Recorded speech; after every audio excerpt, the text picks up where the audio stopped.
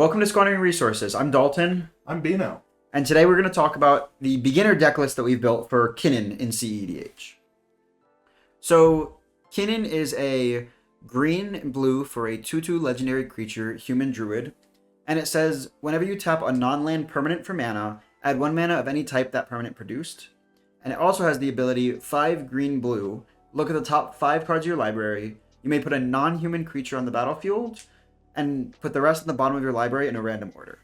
So we have a primer written for this deck that you can take a look at to reference in the future. Today we'll be talking a little bit through it and how to play this deck. So as a disclaimer, this deck is built to introduce new players to cEDH and a lot of the common deck concepts for this list and other skills you need. It's not fully optimized for performance at like a large tournament, and there's more complicated Kinnan lists that a more experienced player might take to that type of event. So the thing that makes this a beginner list is that Kinnan is a really strong card in cEDH, where you have 2 mechanics you're looking for to pull ahead, which are making mana and drawing cards. And Kinnan really accelerates your mana game plan, and then you're primarily looking for ways to draw cards and stay on par for that other resource. In 2 colors, it makes mulligans really simple. It's easy to not be screwed by mana, and there's some less complications in deck selection and choices. Yeah, it seems overall it's a pretty straightforward when it comes to developing your combos and how you want to push through the deck. Yeah, and this list specifically is very focused on just finding the card Basalt Monolith, which is shown here. So Basalt Monolith has the ability to tap for 3 colorless, and you can pay 3 to untap it. But because Kinnan lets it tap for an additional colorless mana, you add 4 and then untap it for 3, and you can make infinite colorless mana this way. So Basalt Monolith is a primary card you're looking for, and then from there you're looking for a way to use that mana as a payoff. Notably, this is going to be something that is going to draw a lot of attention. When you're first getting started, don't expect to be able to cast Kinnan and then cast Basalt and then be able to just go off. Yeah. People are going to want to draw a lot of ire when you bring out Basalt. Yep. Yeah, so like we've been saying, Kinnan is a very straightforward game plan, especially in this list. Because you only have 2 colors, you have a few options for mana dorks, things like Birds of Paradise and Llanowar Elves, which can come out on turn 1, and then your next turn, if you play Kinnan, they'll tap for 2 mana instead of just 1, so they really help you accelerate. And then you're looking for powerful draw engines, such as Mystic Remora and or Six Study, which are cEDH all-stars across the format. So this is a little bit of the deck theory. So as I mentioned, Basalt Monolith is the primary goal of the deck. It's the one card you want to find. And then once you've assembled infinite mana, there's a bunch of different outlets to use to actually win the game with that mana. Yeah, and everything kind of centralizes around Kinnan. That's what our main game plan within the deck is. We do have other options that we can look at. However, Kinnan is kind of our core. Yeah. So like notable stuff is obviously Kinnan and Basalt. That's, as we already kind of went over. If we have either Prismite, which is a creature that is a 2/1 for 2, and you can pay 2 colorless to add 1 mana of any color. Mirage Mirror, which is 3 mana, pay 2. It becomes a copy of target artifact, creature, enchantment, or land until end of turn. Or the land called Treasure Vault, which is an artifact land that taps for a colorless, and then you can pay double X into it and sacrifice it and create that many treasure tokens. All of these allow us to transform our infinite colorless into infinite colored, which is really what we need to get this deck going and make it so we can actually start pushing to win the game. Yeah. So as Bino mentioned, Basalt Monolith and Kinnan alone just makes infinite colorless, but without something else to do, infinite colors is not super helpful. Thankfully, because Kinnan does have an activated ability that requires colors, we can abuse this ability to find something else.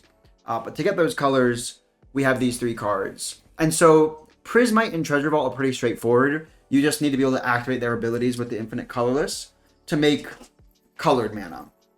Mirage Mirror is a little bit different.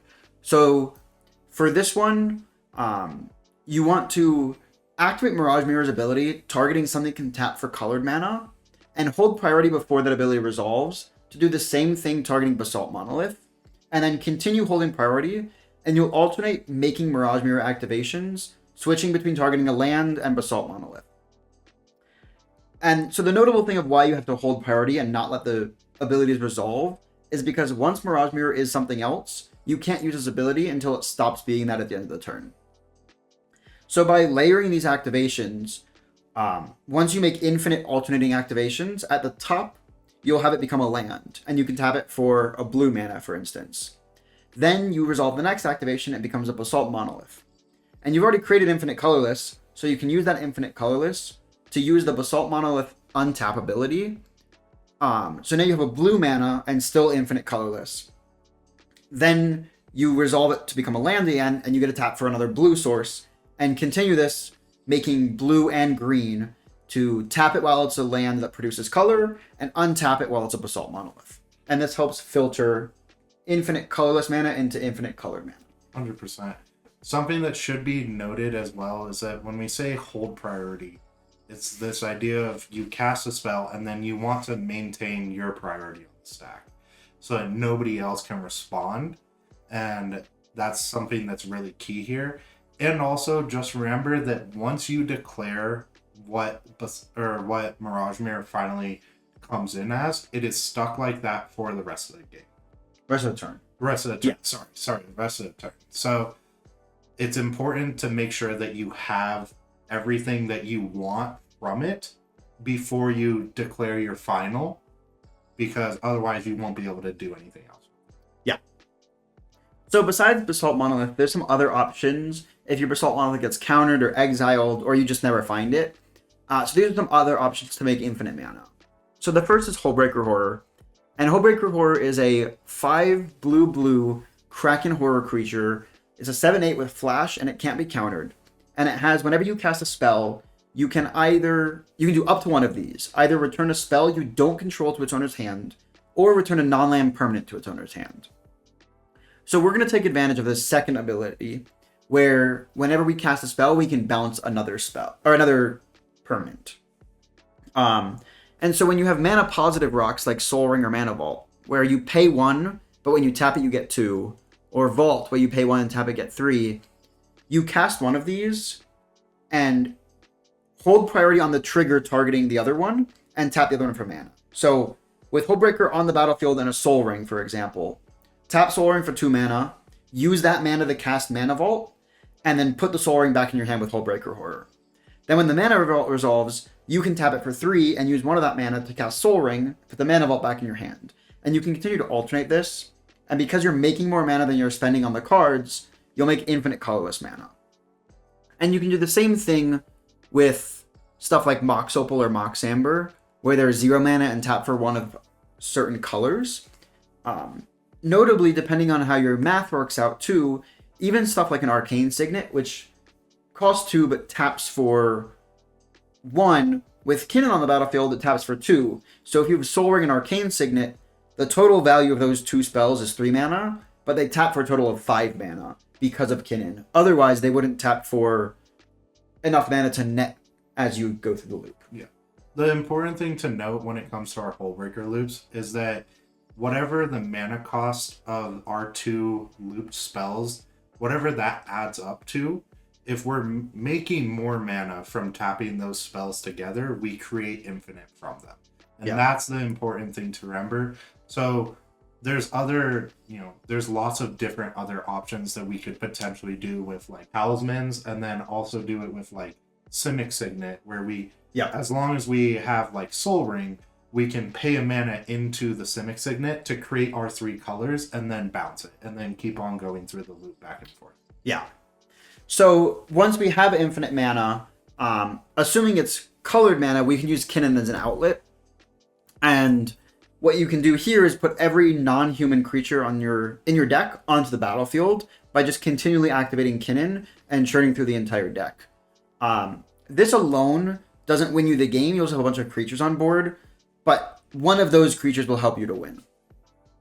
So one of those examples is Dimensional Infiltrator. And this has a bunch of text, but the important thing we're looking at is that it's not a human, so Kinnan can put it on the battlefield, and it has the ability 1 and a colorless to have target opponent exile the top card of their library. If it's a land, you can put Dimensional Infiltrator back into your hand, but we're not interested in this. We're going to leave it on the battlefield. Notably, you do need infinite colorless, but we always are able to make infinite colorless with the loops we've talked about. And what this does is it exiles all of your opponent's libraries. You just continue to activate this. And then when they have no cards left in their deck, you could use a card like Fairy Mastermind to force them to draw from an empty library. And this does also make you draw, so hopefully you won't have nothing left in your library as well at this point. Yeah.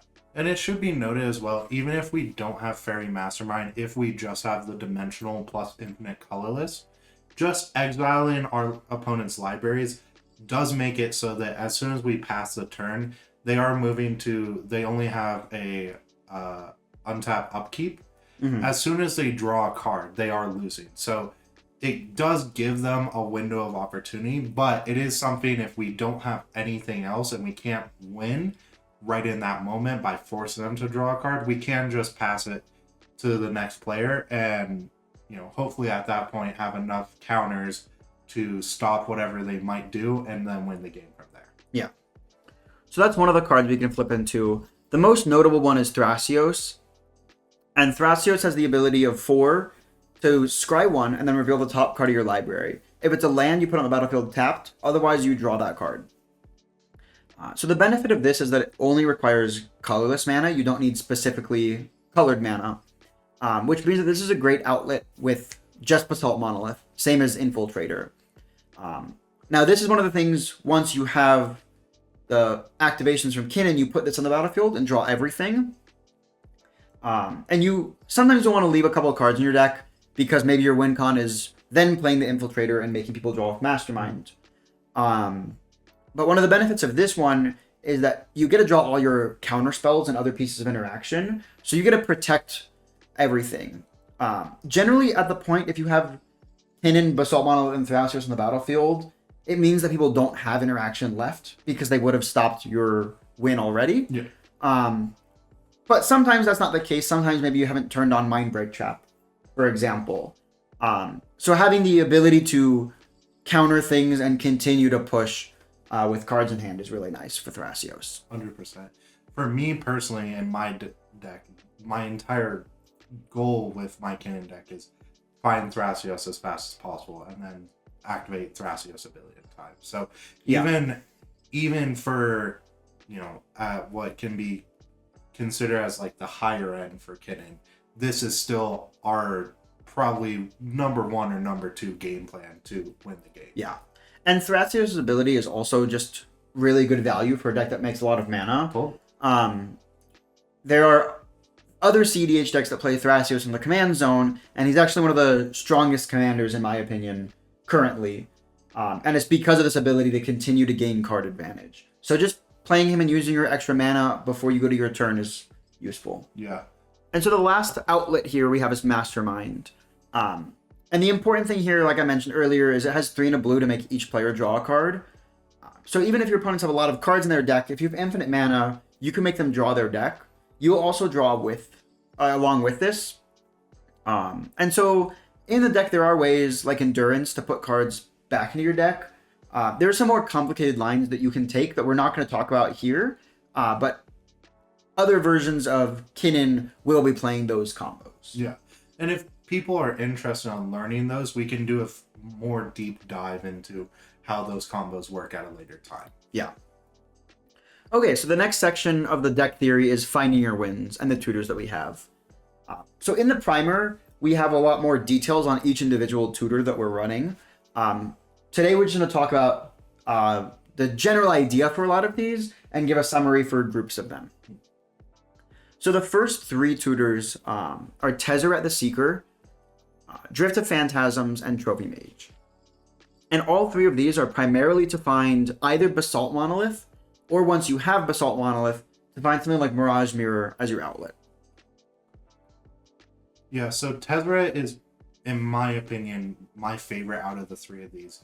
Tezzeret is 3 blue for 4 mana Planeswalker Tezzeret. with a +1 of untap up to 2 target artifacts, which is very good on its own. But we're really here for this -X ability. This allows us to search our library for a artifact with converted mana cost X or less. So if we cast Tezzeret, it resolves. We tutor for, or we minus it for 3. Now we can go find either Basalt or Mirage Mirror or just any other artifact that costs 3 or less and put it directly in play. This really helps it so that we don't have to deal with potential counter spells casting our Basalt. But I will also point out that +1 ability is very good on its own. If, for example, you tap your Basalt and somebody tries to kill your Kinnan or something, if you let that resolve, you can still untap your Basalt using Tezzeret and continue with a game plan and continue trying to push. Yeah. So the next tutor that we have is Drift of Phantasms. And the interesting thing about this is that Transmute is an ability that isn't a cast. So you never have to cast a spell here to find Basalt Monolith. You'll still have to cast the Basalt Monolith. But at sorcery speed, you can pay 1 blue and discard Drift of Phantasms from your hand to search your library for any card that has the same mana value as Drift of Phantasms. And notably, it has 3 mana value, which includes Basalt Monolith and Mirage Mirror. So it's an uncountable way to tutor for those pieces. But there's also some other benefits. Finding something like Rhystic Study if you need more draws. Finding something like Enduring Vitality to make more mana. Because sometimes it's not right to just find Basalt immediately.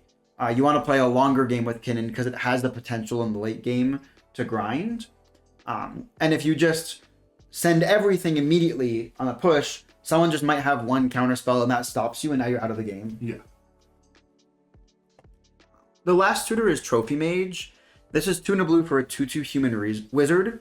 And when it enters the battlefield, you can search your library for an artifact cost with exactly mana 3, reveal it, put it in your hand, and shuffle. So this is the same restriction as Drift of Phantasms. You do have to cast a creature, which is easier to interact with Drift, but still somewhat hard, and usually someone's not going to interact with this. The notable thing about this is that it is a human, which means that Kinnan can't flip into Trophy Mage. You have to cast Trophy Mage or use a tutor, one of the green tutors on it. Yeah. And I will say Trophy Mage is quite good.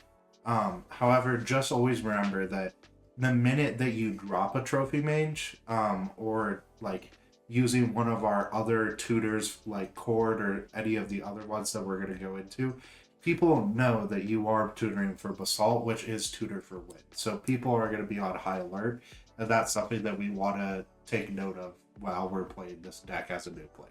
Yeah. So the next couple tutors are all the green creature tutors. And all of these tutors are going to put a creature directly onto your battlefield. So first we have Green Sun Zenith. And this is X and a green for a sorcery to search your library for a green creature with mana value X or less, put it on the battlefield, and then shuffle. And then you also shuffle Green Suns back into your deck. Usually this is just going to get something for a lot of value. You can always find your Thrasios, but we have access to things like Enduring Vitality, which means all your creatures tap for a mana of any color. And with Kinnan, they tap for 2, so that's a big mana accelerant. We have Seedborn Muse, which allows you to untap all your permanents and each other player's untapped step. And one of the benefits of this is that even with nothing else, you could get enough mana where you just activate Kinnan on every single player's turn with just 7 mana on board. So it really helps you accelerate, but it also leaves you up with mana for interaction or running at instant speed with some of the flash enablers in the deck. And then you have something like Nyx Bloom Ancient, which just puts you at a ridiculous amount of mana. If you get this on the battlefield, you can really, really push for what you need. Yeah. And I will say that typically what you'll find is we're tutoring for either Enduring or Seedborn. That is our kind of number one game plan. However, there is some combo lines that Nyx Bloom Ancient allows us to go through that we, again, aren't going to talk about here, but we can talk about at a future point. Yeah. Seedborn and Enduring are 2 big ones, though. But I will say, when you bring out Seedborn, you do become the threat. Everybody is going to want to deal with you, and point their removal and any counter spells towards you because they see Seedborn and it just kind of attracts a lot of hate. So just something to be notable for when you're trying to learn this deck. Understand that people aren't necessarily disliking you, but they're know that this deck is good and they want to try and limit as much as you can because this deck does have a certain level of inevitability. Yep. So the other two tutors are very similar to Green Sun's. Finale is less restrictive. It doesn't have to find a green creature, and it also lets you search your graveyard. Generally, you can be looking for the same type of things with Finale, with a few additional blue value creatures. But the notable thing about Finale specifically is this last sentence that says, if X is 10 or more, creatures you control get +X and gain haste until end of turn. So once you've made infinite mana, if you don't have another way to win, and it's in your turn before combat, you can cast Finale with your infinite mana, and as long as you have 3 creatures in the battlefield that can, or just 3 creatures in the battlefield because it gives haste, you can give them infinite power and haste, and swing out. And if people have blockers, you'll need to have a little more. But that's one of the benefits, like I mentioned earlier, where Kinnan can put every creature on the battlefield. Mm-hmm. Unless your 3 opponents have a combined total of creatures greater than your every single creature you play in the deck, which is really high, you'll win the game immediately. Yeah. Notably, we are currently on, I believe, around 31 creatures. So if in a cEDH game, if your 3 opponents have 31 total creatures, something went wrong. Yeah. So, and so the last tutor, again, very similar, is Nature's Rhythm. The big upside to this is that you get to cast it, and then you get to cast it again with Harmonize from your graveyard. So it lets you get a little extra value. But generally, we're tutoring for the same type of things here. The big one for Nature's Rhythm is that this allows us, if we tutor for our Enduring Vitality, on the following turn, we are able to tap the Enduring Vitality and then tutor Seedborn. And that is a direct 1/1 that helps us kind of progress our game plan and go very fast, very quickly. Yeah. And if we have a board where we have a lot of mana, you can also tutor for Trophy Mage and find your Basalt Monolith, and then tutor a second time in the same turn for a clone to make another Trophy Mage and go find Mirage Mirror and find both your combo pieces in the same turn with one spell. It's really, for the longest time, Finale was our top of the line tutor. That's the one that we love the most. When Nature's Rhythm was printed, that's really kind of been our secret weapon for a lot of this deck, is that the ability to tutor back to back is so powerful. Yeah. So the next tutor is Transmute Artifact, and this is very similar to the other artifact tutors. So it's essentially blue for a sorcery, and when it resolves, you sacrifice an artifact and put another artifact onto the battlefield. And if that new artifact costs more, before it enters, you have to pay the difference in the mana cost in colorless mana. Yeah, so this one's very noticeable because we can sacrifice like our Soul Ring, tapping it, and then go tutor up Basalt, pay the 2 in order to get our Basalt into play. Mm-hmm. It is very good for that. It is a little bit wonky text because of these old cards. If you ever have any questions about it, look up the Oracle text is what it's called. It will give you a up-to-date like 2025 or 2026 version of how the card should read, and it's a lot more clearer because I know that we always talk about, reading the card explains the card. Well, sometimes it doesn't. For sure. And something that I forgot to mention previously, one of the benefits about these artifact tutors that go to the battlefield is that if someone counters them, you still have your Basalt Monolith in your deck, which means you can still find it later. If someone counters your Basalt Monolith, there are cards to get it back, but it's a little bit more effort to do that. And so cards that put Basalt Monolith directly on the battlefield mean that either you get Basalt Monolith on the battlefield or you still have access to it easier in the future. Yeah. And the other notable thing here is that in a pinch, we can still get our Transmute. Our Transmute still can get us our Treasure Vault, which is notable because we don't have to pay mana into it. So we can, same line of like, if we want to sacrifice our Soul Ring, tap it for 3 mana, and then go tutor up Treasure Vault, it gives us a way to potentially crack the Treasure Vault. Now we have a treasure, and then in a pinch, it potentially matters. It's an extra land drop that we potentially get, and that could be the big difference between winning the game and losing a game. Yeah. So the next tutor is Worldly Tutor. And this just puts any creature from your deck right on top of your library. There's two things that are noticeable about this. So the first is you can do it on end step before your turn to draw that creature and play it. Mm-hmm. The other thing, though, is that it tutors something onto the top of your deck, and Kinnan looks at the top 5 cards of your deck when you activate him. So if you Worldly Tutor and it resolves, you get to activate Kinnan, and no one has a chance to now counter the creature because it gets put into play. Mm-hmm. Yeah, this one's very good. I will note that there are certain decks that we will play against that are going to run stuff like Ragavan that we do need to watch out for. Just remember that tutoring to the top, unless, typically try and reserve it until the end of the last player in turn rotation before you go. Try and save it until that point, because then we can tutor and then have the safest spot. I've tutored one too many Con Sphinx to the battlefield and somebody else gets it, and it makes me a little sad. Yeah. So this next tutor is Chord of Calling. It costs X green for an instant with Convoke, and you get to put a creature with mana value X or less on the battlefield. So this, again, very similar to other green tutors. The two benefits of this is that it's instant speed, which is really important for, especially in the late game. And then the other ability is Convoke. So you get to tap down your creatures to pay for this. Notably in Kinnan, a lot of your small creatures are mana dorks, and with Kinnan at the top for 2. So it's better to use them for their mana ability than to Convoke. But you could tap Kinnan, who doesn't have a mana ability himself, or you could tap Summoning Sick creatures to help Convoke, because Convoke gets around Summoning Sickness. Yeah.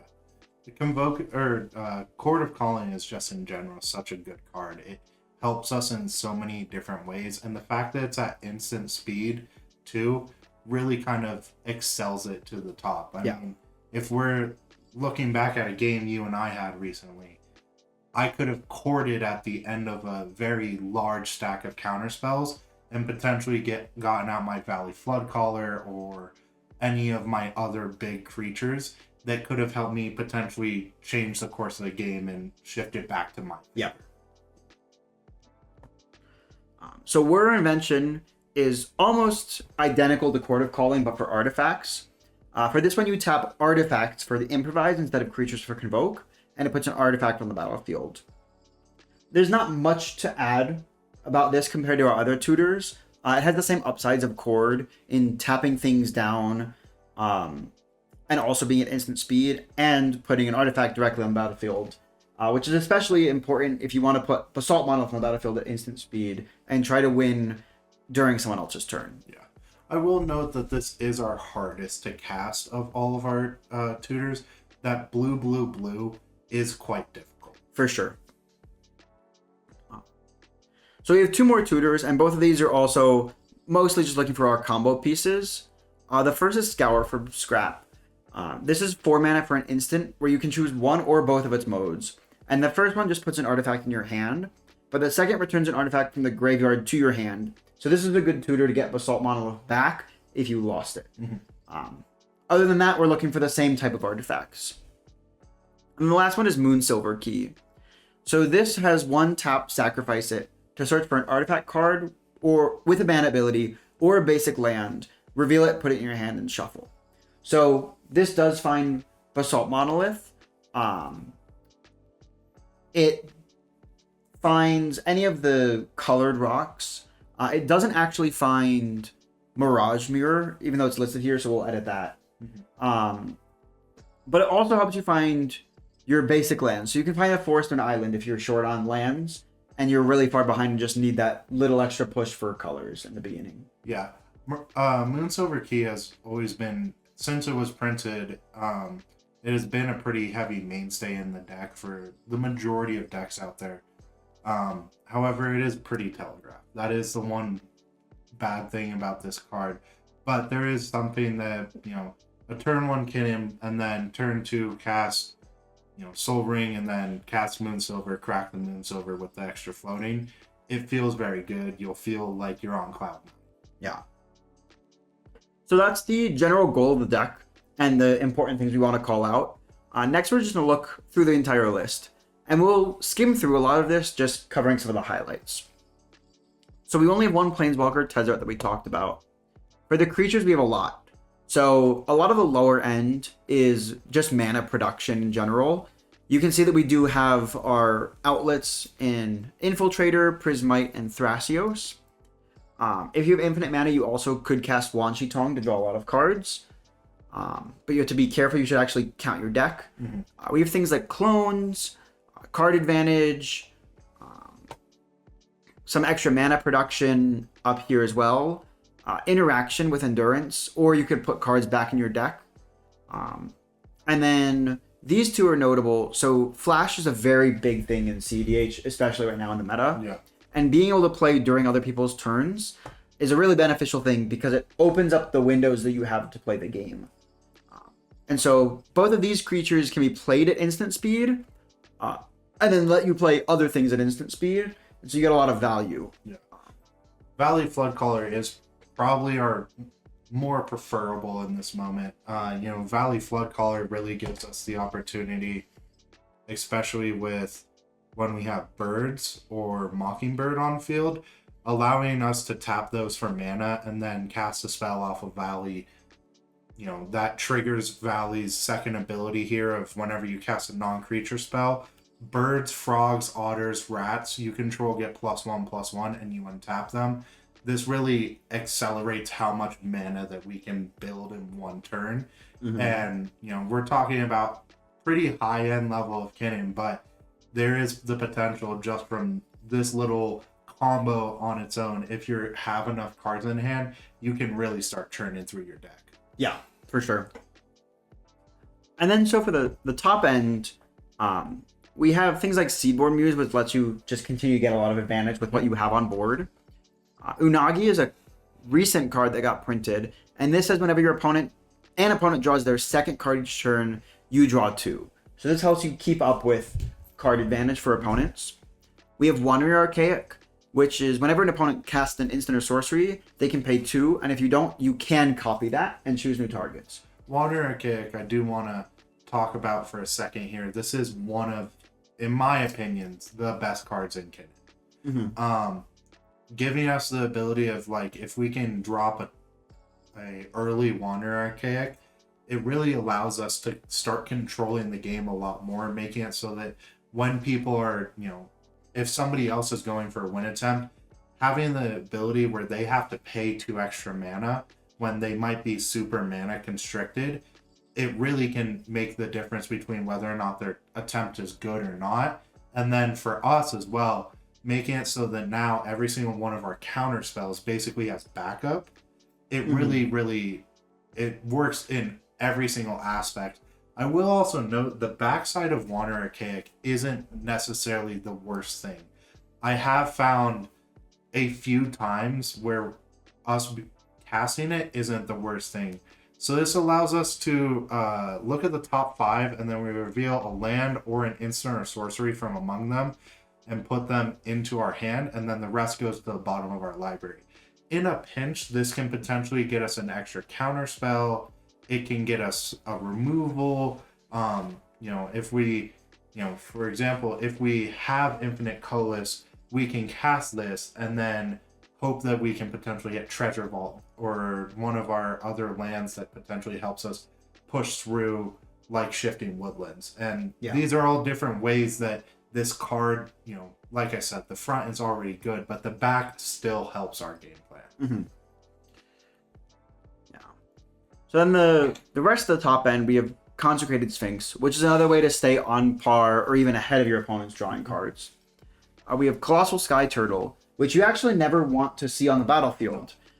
This is important because it has channel abilities, which you pay a cost and discard it from your hand.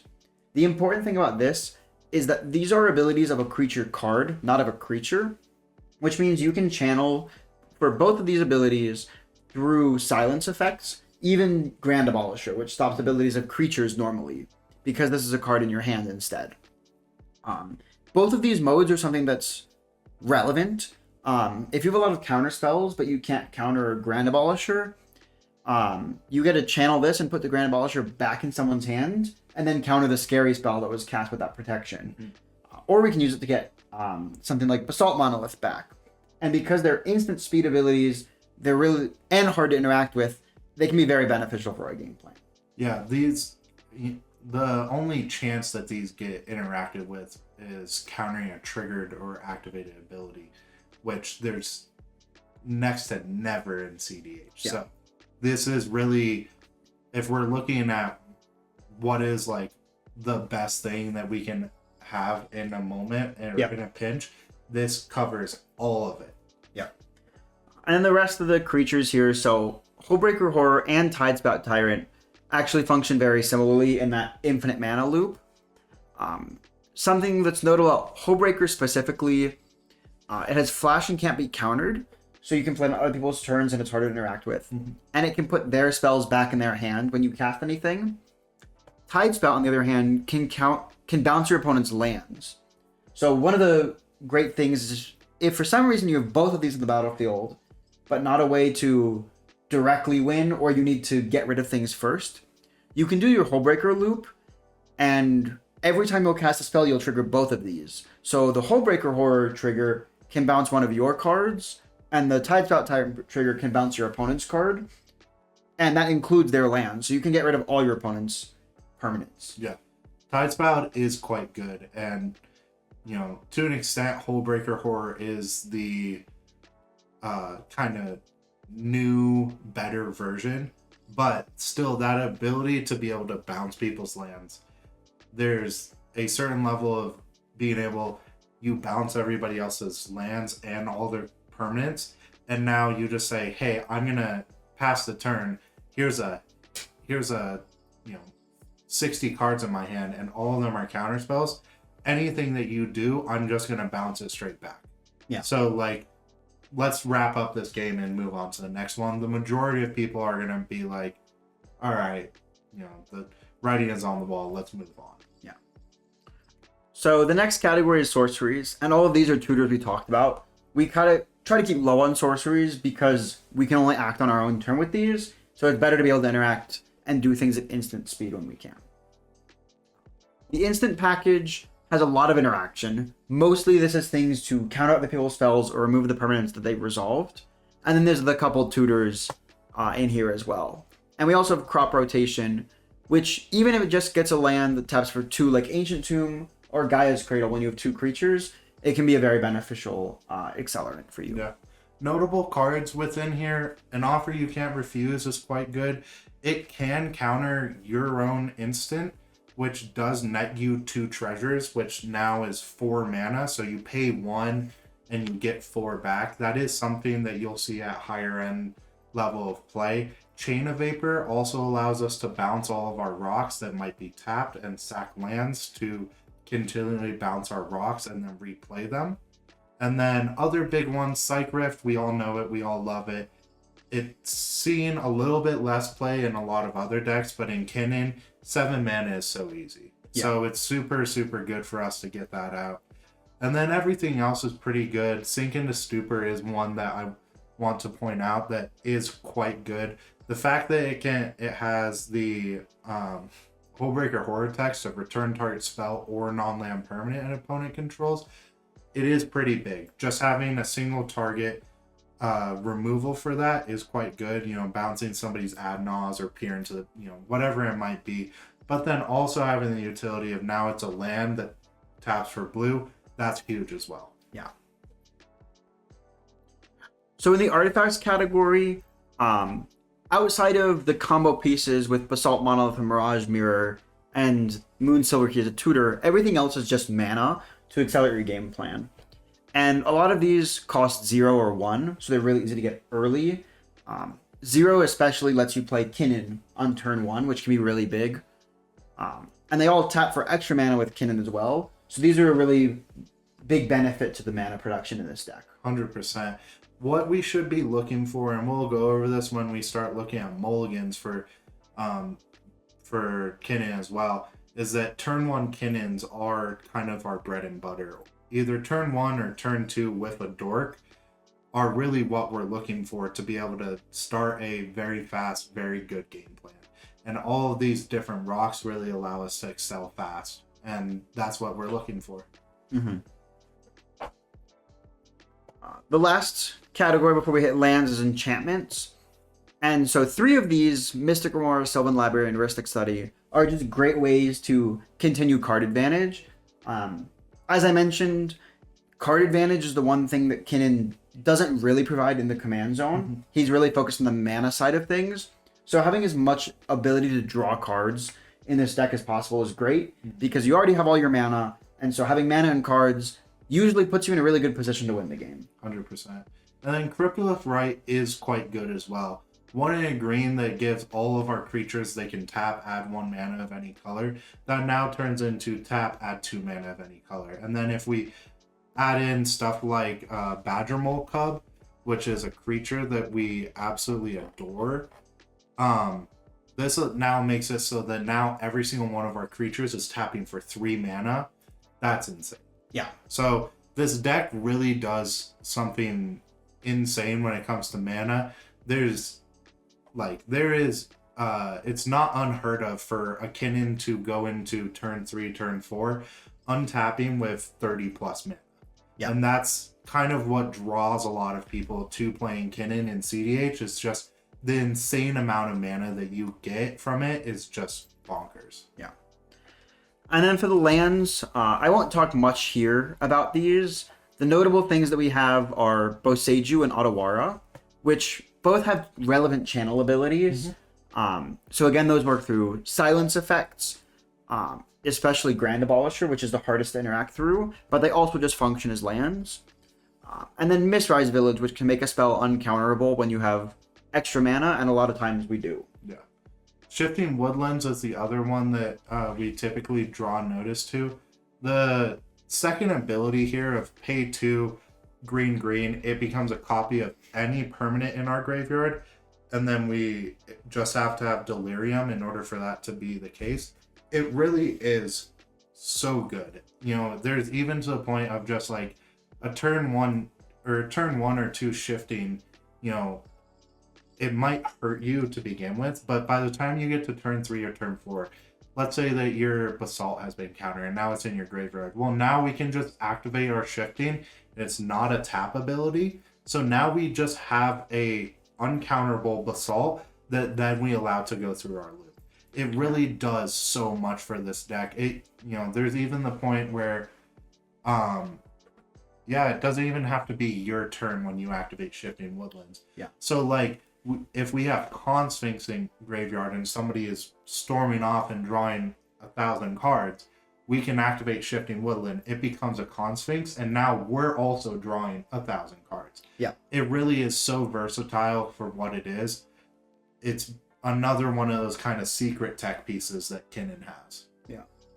And something notable here as well is that just like Mirage Mirror, once that ability resolves, it's going to be what it's becoming until the end of the turn. You don't have the Delirium ability again. This isn't as important as with Mirage Mirror, because if you have infinite mana with infinite green mana for this, you probably have a different way to win the game. Yeah. But it's just notable that once you've activated this ability and it resolves, it's that thing until the end of the turn. Yeah, it is important that is noted. I recall a game that I played where I was playing Kinnan, and one of my opponents activated Shifting Woodlands to become an Underworld Breach, and then activated it 2 more times on top of that when we were trying to destroy it to become an Underworld Breach. It's one of those situations where you really gotta remember that once it has resolved once, it is just that card until the end of turn. Yeah. All right. So the last thing we're going to talk about today is just do some mulligans for this deck.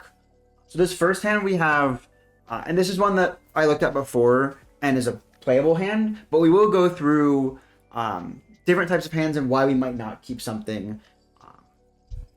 So for this hand, we're going to start by drawing a card. That's a good card to draw. That makes it a lot better. So we can start by playing Ancient Tomb and tapping it, taking 2 damage to cast an Arcane Signet.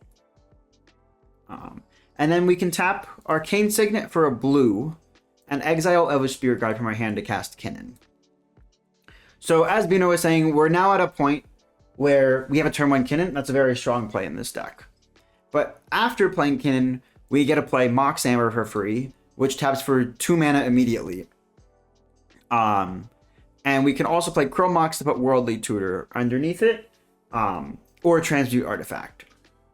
Something of note here as well is that if from here, if we're looking at trying to build a win as fast as possible, which is obviously what we always want to do in Kinnan, but this hand especially, if we just at this point pass the turn, move to our next turn, draw a card, if we cast the Transmute Artifact, we can sacrifice our Arcane Signet, go get Basalt, and now we have infinite +2 flips for us to be able to win the game, and we have Worldly Tutor to go and tutor up any of our outlets so that we have a certain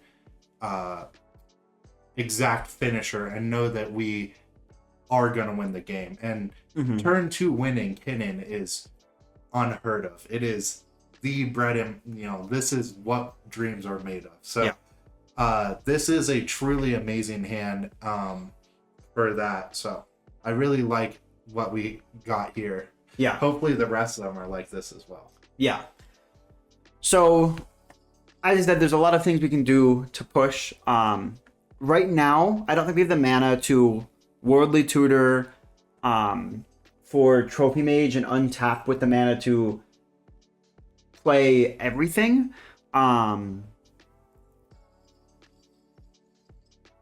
Yeah, but there's a lot of things we can do. Right now, maybe Worldly Tutoring for Consecrated Sphinx and casting that on turn 2 will help us stay ahead, and then from there we can build a win. Yeah, the biggest thing for Kenny is, like, to an extent, we want to be able to dump our hand, but we also want to be able to draw back up. We want to be able to make sure that we constantly have cards in hand. Being a blue deck means that we are expected to run a certain amount of interaction, and that's something that you'll see even with the most, like, kind of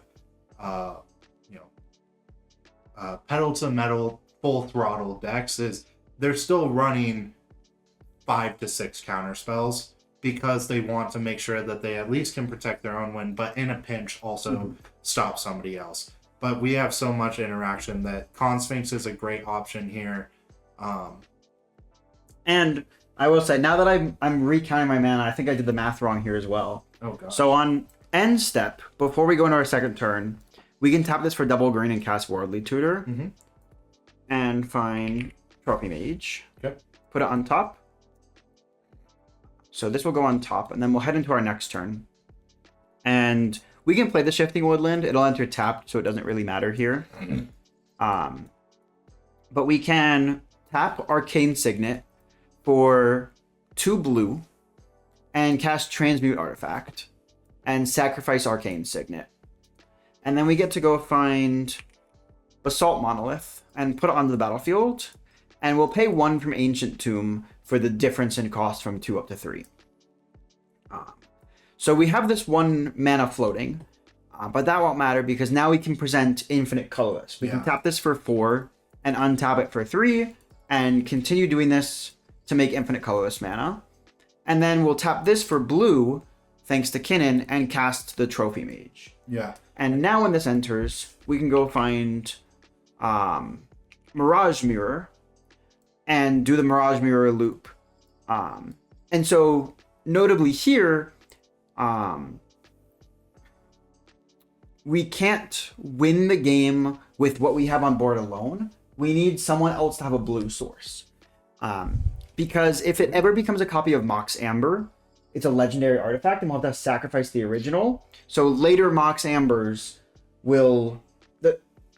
This Mox Amber will not be on the field later for the targets, for the first time it resolves. But in cEDH, blue is a very popular color. We can make the assumption here that someone probably can tap for blue by turn 2, especially depending on seat order. So here we can do the loop of making infinite mana, and we'll activate Kinnan infinite times, mainly to find Thrasios. And then from here we can draw our deck, and most likely we can just play out all our creatures and cast Finale for infinite mana, and give our creatures haste and +X/+X and swing out. Yeah. And that's what turn 2 win here on Kinnan. And like I was saying with, the beauty of this hand is just the fact that there are so many different ways that we could win. If we didn't, for example, want to get that Trophy Mage, doing the same line of sacking our Arcane Signet to our Transmute, and then we go get Basalt, and we save the Worldly Tutor, and now we have one flip off of Kinnan with the mana available. We Worldly Tutor up Thrasios. Now we have Thrasios and Basalt. Yeah. And then go through our line there as well. This deck really just excels at presenting 3, 4, 5 different ways that you can win the game. You just got to kind of lock in, make sure that you're focused on what you want to do in your game plan. Understand that, where people are at in turn order, where counter spells or mana might be up. Yep. What are your problem of areas? And then just react accordingly. This deck is a very reactive deck, and just make sure that you're prepared for it in all different ways. But both of these different ways, we showed you 2 different ways that you can win from one hand. That's on turn 2 in Kinnan. I promise you that anybody that watched this that has played Kinnan before is going to be screaming from the rooftops after seeing this. Yeah. And again, it really depends. If you're in seat 4 and everyone else is playing really interactive decks, maybe you do find something for value there. Yeah. And just play the long game, because Kinnan can do that. Yeah. But right now we're really focused on showing you how to find the wins in this deck and go from there. Yeah. Especially with mulligans, it's hard to simulate things like a Ristic Study. You can say, yeah, maybe I draw 2 cards every turn cycle. Mm-hmm. But you never have a guarantee, so that's a little bit harder to practice for. And establishing how you can get to a win from a lot of board states is really helpful for learning the deck. What is do you remember the name of the website that does simulate Ristic? Was talking about them? Yeah, that's Eldrazi.dev, I think. Do we want to shout it out? I don't think here. Okay. Have you used it? I have not. Yeah, I think Hazen has. We were talking about it. I think we do want to talk about it, Yeah. but we'll probably do that in a video where we actually go through how do you do mulligans? Yeah. How do you we'll have a lot of videos of how do you prepare for tournaments? Yeah. How do you learn a deck that aren't deck specific, and probably there we'll shout it out. And once we do that, future videos can say reference. I think. I just wanted to make sure because we were. Yeah. No, for sure. Yeah. That is insane. This deck is so good. Dude, that top deck is fast. Yeah.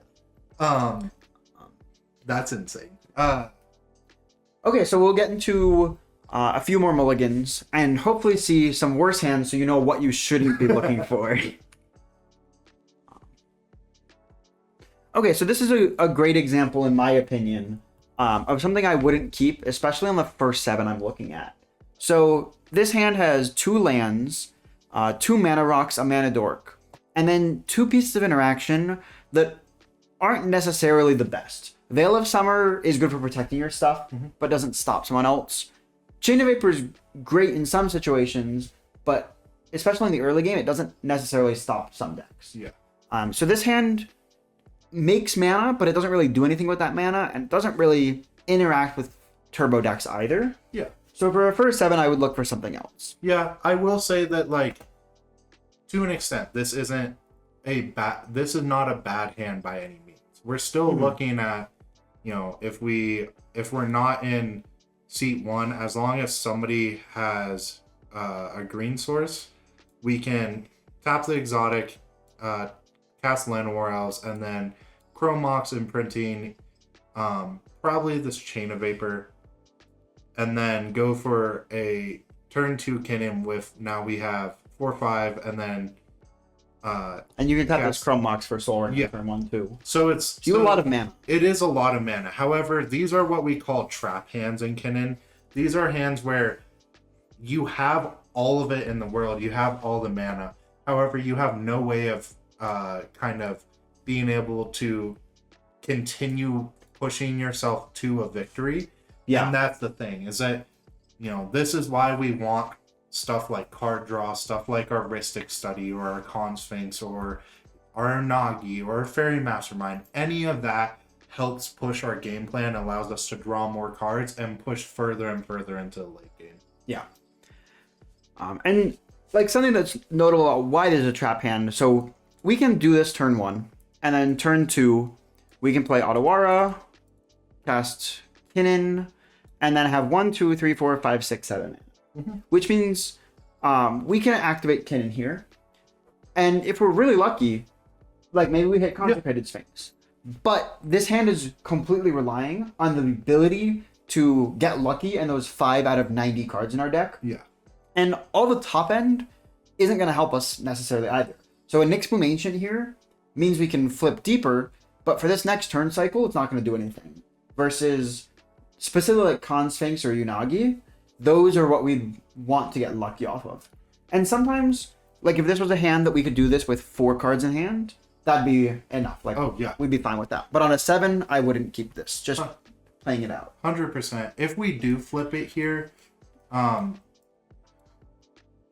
we get a full whiff. But if we do hit, the other thing of note here is that if we hit our top end, or let's say that we do hit our Hullbreaker Horror, for example, we are now deemed as the number 1 threat at the table. Everybody, even if we aren't necessarily, like, we don't have a win on board, or, we may have one in hand because of this talisman.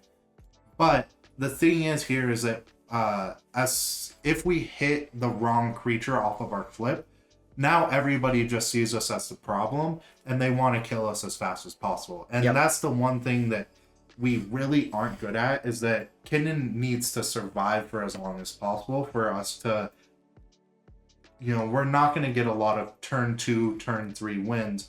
The majority of our wins, our first push is typically on turn 3, turn 4, but our actual win is on turn 5. And the longer that we can draw out the game, the better we are situated to win that game.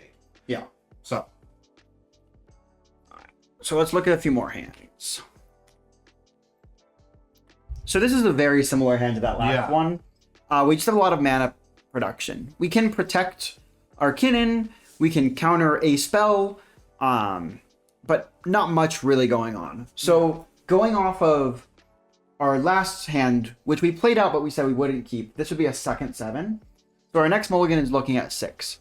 And at this point, 6 is still pretty fine for Kinnan.